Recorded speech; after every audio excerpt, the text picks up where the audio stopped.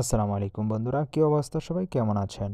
আজকের এই ভিডিওতে আমরা জানাবো কিভাবে আপনারা চীনা হাঁসের বাচ্চাকে ব্রুডিং করবেন। 1 থেকে 22 দিন পর্যন্ত কি ঔষধ ব্যবহার করি, কিভাবে ব্রুডিং করি, এ টু জেড ধারণা পেয়ে যাবেন আজকের এই ভিডিওটা যদি আপনারা সম্পূর্ণরূপে কন্টিনিউ করেন। সো আপনারা দেরি না করে চলুন আজকের এই ভিডিওটা শুরু করি। সর্বপ্রথম আপনাকে এমন একটি খাঁচার প্রয়োজন হবে, যে কোনো খাঁচা হলে কোনো সমস্যা নেই। তারপর আপনি 100 ওয়াট অথবা 60 ওয়াটের একটি ভাল্ব এখানে লাগিয়ে দেবেন এবং চারপাশ থেকে যাতে বাতাস প্রবেশ না করে সেই দিকে খেয়াল রাখবেন।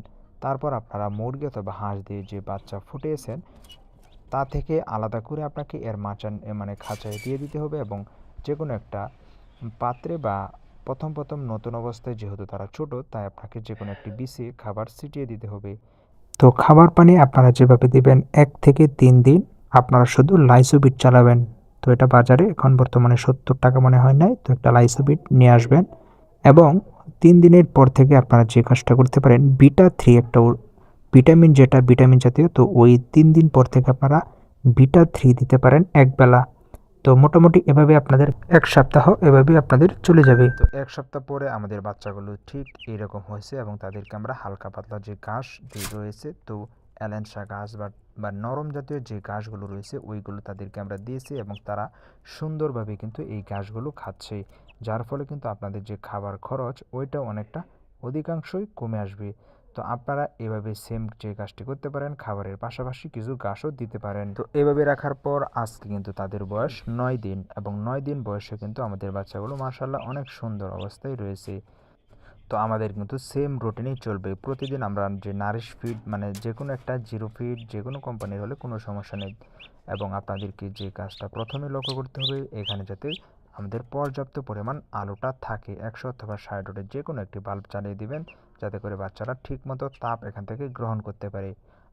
বাচ্চা ছোট থাকলে তাদের প্রথমেই প্রয়োজন হয় কিন্তু যে তাপমাত্রাটা, তো ওই তাপমাত্রাটা যদি আপনারা সুন্দরভাবে মেনটেন করতে পারেন তাহলে ইনশাল্লাহ আপনাদের বাচ্চাগুলো একটাও মারা যাবে না। এবং সঠিক তাপমাত্রা যদি ওরা পায় তাহলে ওরা সবসময় সুস্থ সবল থাকবে। কারণ তাপমাত্রা সর্বপ্রথম ব্রুডিংয়ের 1 নম্বর কাজই হচ্ছে তাপমাত্রা। সর্বপ্রথম আপনাকে তাপমাত্রার দিকে আপনাকে খেয়াল রাখতে হবে, যাতে কোনো প্রকার তাপমাত্রা কম বেশি না হয়ে যায়, সঠিক পরিমাণে তাপমাত্রাটা তাদের উপর পড়ে।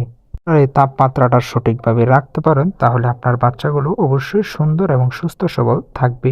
তো আমি অনেকদিন যাবৎ এই চীনা হাঁসের বাচ্চা নিয়ে আসলে একটু গভীরভাবে চিন্তা ভাবনা করতেছি কিভাবে আমি এই সঠিকভাবে ব্রুডিংটা করতে পারি। কারণ এর আগেও আমার প্রায় 1 থেকে 150 বাচ্চার মতো হয়, মনে হয় আমি ফুটিয়েছিলাম, কিন্তু 30টা 40টা করে ফোটাচ্ছি, কিন্তু সঠিক পরিমাণে ব্রুডিং না করার কারণে কিন্তু আমার সকল বাচ্চাগুলো এক একটা করে মারা গেছে।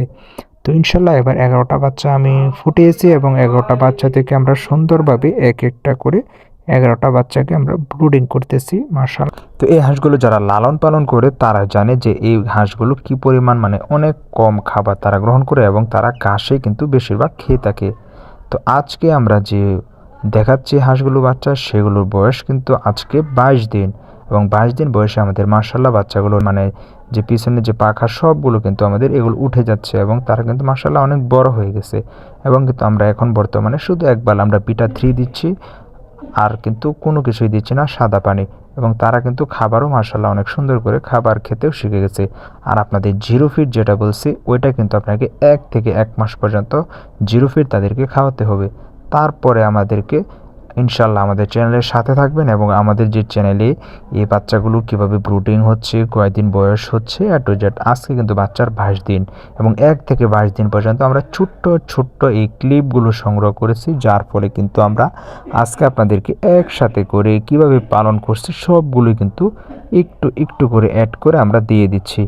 এবং আমরা যে রাত্রে বাচ্চাগুলোকে যেভাবে রাখে আর কি আপনারা দেখতে পারবেন, মানে আমাদের যে খাঁচা, ওই খাঁচাটা যে একটা কাপড় দিয়ে মুড়িয়ে রাখি, যাতে এখন বর্তমানে অনেক শীত, তো ভিতরে যাতে কোনো প্রকার বাতাস প্রবেশ করতে না পারে। আর বাল্বটা একটু উপরে দিবেন, যার ফলে কিন্তু বাচ্চাদের যদি তাপের প্রয়োজন হয় বাল্বের নিচে আসবে, আর যদি তাদের তাপের প্রয়োজন না হয় তাহলে কিন্তু একটু সরে গিয়ে বসবে।